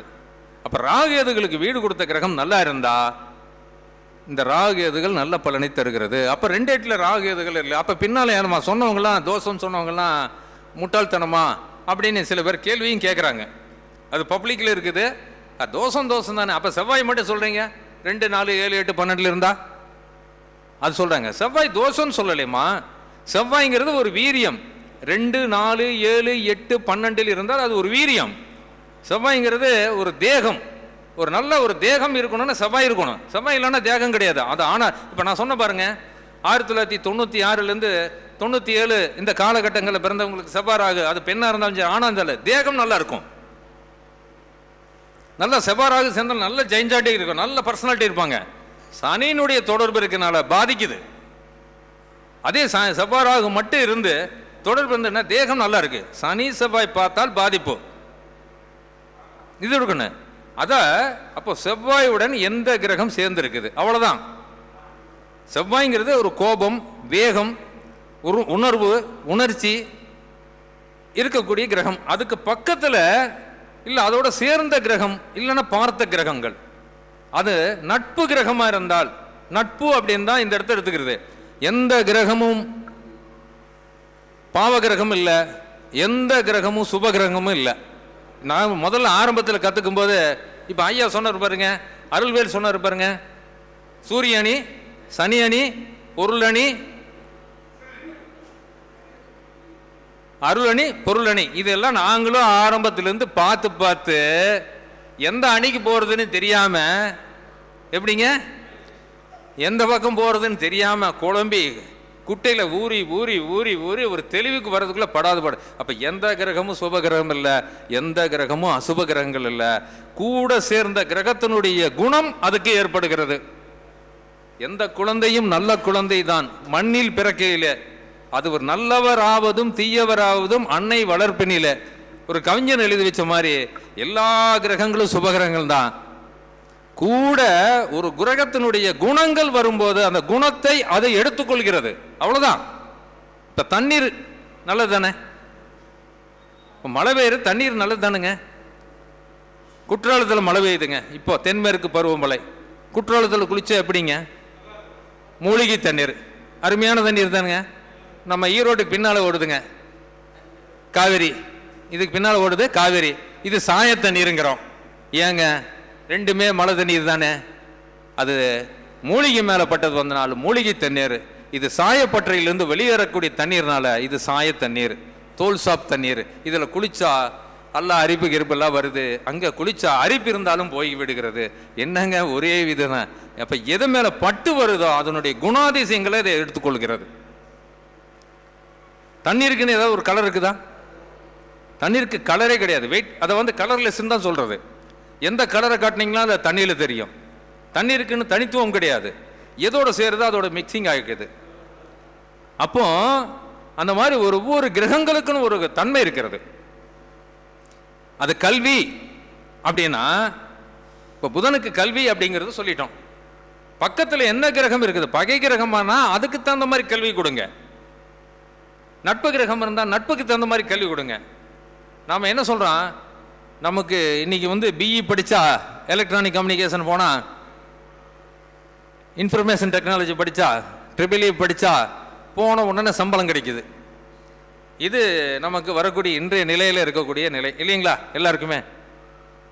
ஆனால் அவங்களுக்கு கல்வியில் அதில் இன்ட்ரெஸ்டே இருக்காது. எலக்ட்ரானிக் கம்யூனிகேஷன் படிக்கிறதுக்கு இன்ட்ரெஸ்ட் இருக்காது. அங்கே வந்து செவ்வாய் சேர்ந்துருக்கும், புதன் செவ்வாய் சேர்ந்துருக்கும், இல்லை புதன் கேது சேர்ந்துருக்கும். புதன் கேது சேர்ந்துச்சுன்னா என்ன பண்ணணும்? கொஞ்சம் சித்த வைத்தியம் படிக்க வைக்கலாமா, இல்லை டெக்ஸ்டைல் டெக்னாலஜி படிக்க வைக்கலாமா? படிக்க வைங்க, நல்லா படிப்பார். இவர் என்ன பண்ணுவாதான், நீ எலக்ட்ரானிக் கம்யூனிகேஷன் தான் படிக்கணும், நாம் கொண்டு போய் ப்ரெஷர் பண்ணி அவங்கள தள்ளி விட்டுறோம். அவர் அதையும் முடிக்க முடியாமல் இதுவும் முடிக்க முடியாமல் திணறி கடைசியில் ஏதோ ஒரு இடத்துக்கு போய் நிற்கிறாரு. அப்போ புதன் கல்விக்கு மிக அருகாமையில் இருக்கக்கூடிய கிரகம் என்னன்னு பாருங்க. அடுத்தது சனி தொழில், அவர் என்ன தொழில் செய்வாருங்கிறத டிசைட் பண்ணுங்க. இவ்வளவுதான். உதாரண ஜாதகத்துக்கு சொல்ல பாருங்க. இந்த புதனும் சனியும் மட்டும் 6 இருக்கிற ஜாதகங்கள்லாம் படித்த படிப்புக்கும் கல்விக்கு, அதாவது தொழிலுக்கும் சம்மந்தம் இருக்காது. டாக்டராக கூட இருக்கலாம், பொலிட்டிக்கல் இருப்பார், டாக்டராக இருப்பார், ரியல் எஸ்டேட் பண்ணிட்டு இருப்பார். அப்போ என்ன காரணம் அப்படின்னு பாருங்க. புதனும் சனியும் 6 இருக்கிற ஜாதகங்கள் கல்விக்கும் தொழிலுக்கும் சம்பந்தம் இருக்காது. முதல்ல அவங்களுக்கு என்ன தொழில் வரும் டிசைடிங் ஒரு பக்கம், அடுத்து கல்வி. புதனுக்கு அடுத்தடுத்து என்ன கிரகங்கள் இருக்குது பாருங்க, அதுக்கு தகுந்த மாதிரி படிப்பை கொண்டு போங்க, படிக்கிறாங்க. அப்போ செவ்வாய் கேது எலக்ட்ரிக்கலை படிக்கலாமா, படிக்க வைங்க. கேது டெக்ஸ்டைல் டெக்னாலஜி படிக்கலாமா, படிக்க வைங்க. சரி, புதனுக்கு அடுத்தது சனி கேது வக்கீலா படிக்க வைக்கலாமா, படிக்க வைக்கிங்க, முடியும். அப்போ பாசிட்டிவ் இருக்குது, நெகட்டிவ் இருக்குது. நம்ம என்ன சொன்னா, சனி கேதுனாவே திட்டுறோம், குரு ராகுனா திட்டுறோம், செவ்வாய் ராகுனா திட்டுறோம். அது நம்ம அறியாமையா இல்லை என்னன்னே தெரியல. சனிக்கேது தான் வணங்கத்தக்க நீதிபதிகளாக இருக்கிறாங்க. சனிக்கேது சேர்ந்த ஜாதகம் வணங்கத்தக்க நீதிபதிகள், கர்மாவை ஏற்றுக்கொள்கிறார்கள். கர்மா சனி, அந்த ஃபெய்த்தை ஏற்றுக்கணும்னு அப்படின்னா கேது. சனிக்கேது சேர்ந்த ஜாதகங்கள் எல்லாமே. சனி கர்மா, கேது சட்டத்துறை, கேது தான் ஃபெய்த்து, விதிப்பலன் ஏற்றுக்கொள்கிறேன். விதியை இந்த ஜென்மத்தில் நான் என்னவா இருக்குதோ அதை ஏற்றுக்கொள்கிறேன், பரிகாரம் நான் தேடல, விதியை நான் வென்றுவேன் அப்படின்னு சொல்றதுல விதி பிரகாரம் என்ன வரட்டுமோ வரட்டுங்க அப்படின்னு ஏற்றுக்கிறாங்கன்னா சனிக்கேது. நிறைய சட்ட வல்லுநர்கள் இருக்கிறாங்க, சனிக்கேது சட்டத்துறையில் இருக்கிறாங்க. அதே சூரியனுடைய தொடர்பு அங்கே வரும்போது வேல்யூபிள் பர்சனாக இருக்கிறாங்க, நிறைய மருத்துவ தொடர்பும் வருது. அது சனிக்கேது மகரத்தில் இருந்தால் டெக்ஸ்டைல் டெக்னாலஜி, இந்த நூலு கயிறு வயரு. சனிக்கேது மகரத்தில் இருந்தாலே, மகரம்ங்கிறது ஒரு அது கழிவுநீர் குட்டைன்னு சொல்லுவான். அப்போ அந்த இடத்துல இருந்து சாயப்பட்ட, செலவுப்பட்ட, spinning mill, warping mill, sizing mill, spindle, garments, tailoring, டெக்ஸ்டைல்னு சொல்லிடுங்க, ஒத்து வரும். அதை சார்ந்த துறைகள் எடுத்து சொல்லுங்க, வருவாங்க. நாம் என்ன சொல்கிறோன்னா, எல்லாத்துக்குமே நெகட்டிவ் பேசியே அவங்கள பலகீனப்படுத்துறதை விட பாசிட்டிவ் பேசுங்க. இப்போ இந்த சபையில் 100 பேர் இருக்கிறீங்க, 100 பேர்த்துல மிகச்சிறந்த அறிவாளிகள் 50 பேர், அறிவே நமக்கு வரவில்லை அப்படின்னு சொல்றவங்க ஒரு 50 பேர், பேசுறவங்க நான். இந்த சபையில் முட்டாள்கள் 50 பேர் இருக்கிறாங்கன்னு சொல்லிட்டேன்னு வச்சுக்கோங்களேன், 100 பேருமே இப்போ முட்டாளாயிட்டீங்க. நம்மளை தான் சொல்லியிருப்பாரு. அப்போ அறிவாளிகளுக்கு பூரா முட்டாளாயிட்டாங்களா? இந்த சபையில் அப்படியே மாற்றி பேசி பாருங்க. மிகச்சிறந்த அறிவாளிகள் 50 பேர் இருக்கிறாங்கன்னு சொல்லி பாருங்க, அந்த முட்டாள் கூட தன்னை அறிவாளியை காட்டிக்குவாங்க. அப்போ பாசிட்டிவாக பேசுங்க, அது உங்களுக்கு எனர்ஜி நல்லா இருக்கு. நெகட்டிவாக பேசுறதுங்கிறத விட பாசிட்டிவ் எடுத்துக்கோங்க. ரெண்டு அர்த்தம் ஒன்று தான். ஆனால் ஒரு சபையில் இருக்கும்போது அதை முட்டாள்னு சொல்றதை விட அறிவாளின்னு சொன்னால் அவரும் அறிவாளியாக மாறுகிறார். இதை தீரி. அப்போ நம்ம பாசிட்டிவாக பேசி போகும்போது அந்த பாசிட்டிவ் எனர்ஜி ஒருத்தருக்கு வந்து கொண்டு இருக்கிறது. நம்ம ஜாதகம் பார்க்கும்போது நம்மக்கிட்ட வரும்போது சைக்காலஜிக்கலாக இது வருங்க. இப்போ எல்லாம் நிறைஞ்சவங்க நம்மக்கிட்ட வருவாங்களா? ஜாதகம் பார்க்கும்போதே ஒரு குறை இருக்குனால தானே வராங்க. 3 சைக்காலஜிக்கல் வருதுங்க. ஒன்று வீடு கட்டலாமா அப்படிங்கிறதுக்கு ஒரு நல்ல காரியத்துக்கு வர்றாங்க. கிரகப்பிரவேசம் நாள் குறித்து அதை அவங்களே சொல்லிடுவாங்க. இப்போ பொதுவாக ஜாதகம் பார்க்க வரும்போது ஏஜ் பார்க்குறோம்.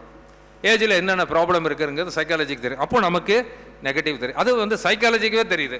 ஜோசியர்கிட்டன்னு வந்தாவே அங்கே குறை தானே வருது. அந்த குறையவே போட்டு நம்ம அழுத்திட்டு இருக்கிறத விட அந்த குறைக்கு வடிகால் என்ன, எதனால் வந்தது, எப்படி வந்தது, அதுக்கு வழி என்ன அப்படிங்கிறது ஒரு ப்ரிடிக்ஷன் கொடுத்துங்க. மன ஆற்றலோடு எந்திரிச்சு போயிடுறாங்க. அவனை போட்டு மிதித்து அமுத்தி இன்னி இருக்கிற அந்த என்ன சொன்ன சுறுசுறுப்பு போய் கடைசியில் ஒரு மாதிரியாக டிப்ரெஸ் ஆயிடுறாங்க.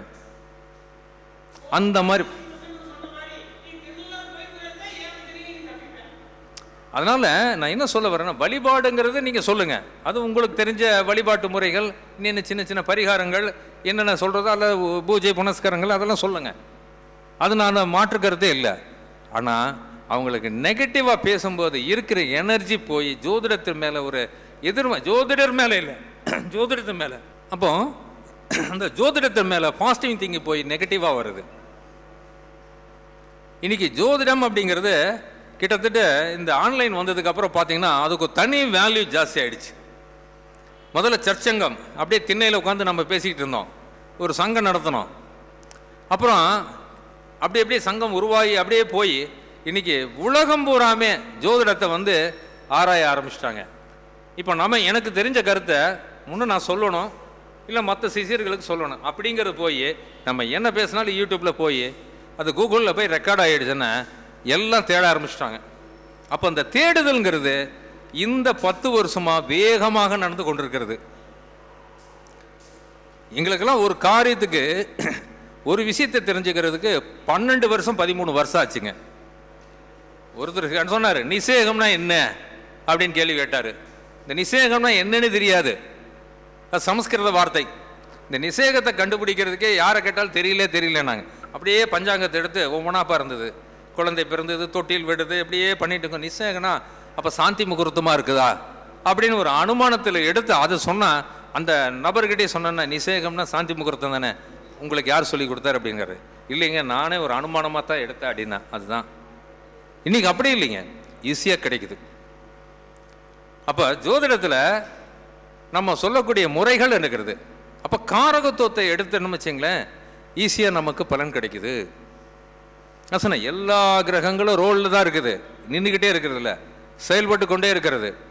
அடுத்தது என்ன இந்த தாராபலன் பார்க்கறது, தாராபலன் பார்க்கறது, சந்திரபலன் பார்க்கறது, முகூர்த்த லக்னம் அமைச்சு கொடுக்கறது, எல்லா கருத்தையும் சொல்ல. இப்போ நம்ம வந்து இந்த பஞ்சாங்கத்தில் கூட இருக்கும் விவாக சக்கரம். விவாக சக்கரம்னு ஒரு கட்டம் இருக்குது, டெய்லி போடுறாங்களா இல்லையா? இந்த விவாக சக்கரத்தை பார்த்து முகூர்த்தம் அமைச்சு கொடுத்தாங்கன்னா ஒரு முகூர்த்தம் நடக்குமா? கிழக்கு பகுதியாக இருந்தால் நல்லா இருக்கும், வடக்கு பகுதியாக இருந்தால் நல்லா இருக்கும், மேற்கில் கொஞ்சம் நல்லா இருக்குது, மற்ற தென்கிழக்கு, தெற்கு, அதாவது வடமேற்கு, இது எல்லாமே 3 நட்சத்திரங்கள் வரும். விவாக சக்கரத்தை நிறைய கூட்டத்தில் பேசிட்டேன். ஆனால் விவாக சக்கரை பற்றி நம்ம திருமணம் நடந்ததுன்னா நடக்கலை. இன்னைக்கு அவசரம் என்னென்னா, நமக்கு வளர்பிறை முகூர்த்தம், வளர்பிறை முகூர்த்தம். அப்போ நமக்கு வளர்பிறை ஆரம்பிச்சோன்னா முதல்ல எடுத்துகிற என்ன சொன்னால் அமாவாசையிலேருந்து ஒரு 3 நாள் திருதி திதியிலேருந்து ஆரம்பிச்சிடுறோம், இல்லைன்னா துதியிலிருந்து ஆரம்பிக்கிறோம். அப்போ அந்த துதியிலிருந்து ஆரம்பிக்கும்போது வளர்பிறை முகூர்த்தம் போடும்போது பாருங்கள், அந்த 3 நட்சத்திரம் மதீப நட்சத்திரங்கள், சூரியனுடைய மையப்புள்ளி, அதாவது சூரியனுக்கு முன்னால் நட்சத்திரம், பின்னால் நட்சத்திரம் மதீபம். அதுக்கு அடுத்து 3 நட்சத்திரங்கள் எடுக்கும்போது அது கிழக்கு, அடுத்தது தென்கிழக்கு, தெற்கு, தென்மேற்கு, மேற்கு, அப்புறம் பார்த்தீங்கன்னா வடமேற்கு, வடக்கு, வடகிழக்கு.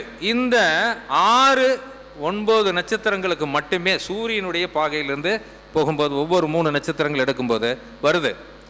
ஆனால் விவாக சக்கரம் போடும்போது இது எப்படி பயன்படுத்தணும் அப்படின்னா, பெண்கள் ஜாதகத்தில் அவங்களுக்கு விவாக சக்கரம் ஜனன காலத்தில் எப்படி இருக்குன்னு பாருங்க. அவங்களுக்கு அமைச்சு கொடுக்கறது வடக்கு, கிழக்கு, வடகிழக்கு, இதை அமைச்சு கொடுங்க. அந்த ஜாதகம் எப்படிப்பட்ட தோஷமாக இருந்தாலும் அதை அவங்கள வந்து அந்த தோஷத்தை தாக்காமல் அவங்கள தப்பிக்க வைக்கிறதுக்கு ஒரு வழி கிடைக்குது. இதுவரைக்கும் வாய்ப்பளித்த சங்கத்தினுடைய தலைவர் அவர்கள், வந்திருக்கக்கூடிய ஜோதிட அன்பர்களுக்கும், சில நேரங்களில் என்னுடைய கருத்துக்கள் வந்து சூடாகவும் இருக்கும், மனதை புண்படுத்துகிற மாதிரி இருக்கும் இல்லைன்னு நான் சொல்லிடுறேன். நானே அதை நிறையா இது இருக்குது. ஆனாலும் தவறை சுட்டி காட்டி அதை நம்ம ஒழுங்குபடுத்தி நல்லதை செய்யணுங்கிறத நோக்கம். நம்ம இது தவறுன்னு சொல்லவில்லை, சுட்டி காட்டுறது. நம்ம வந்து அடுத்த லெவலுக்கு வந்து இன்னும் கொஞ்சம் நம்ம என்ன, தங்கத்தை தான் உரச முடியும், பித்தளை உரச முடியாது, வைரத்தை தான் தீட்ட முடியும். அப்போ தீட்ட தான் நமக்கு நல்ல பலன்கள் கிடைக்குது. நம்மளுடைய எதிர்கால சந்ததிகள் தலைத்தோங்கணும். வாய்ப்பளித்த அனைவருக்கும் நன்றி கூறி விடைபெறுகிறேன். வணக்கம்.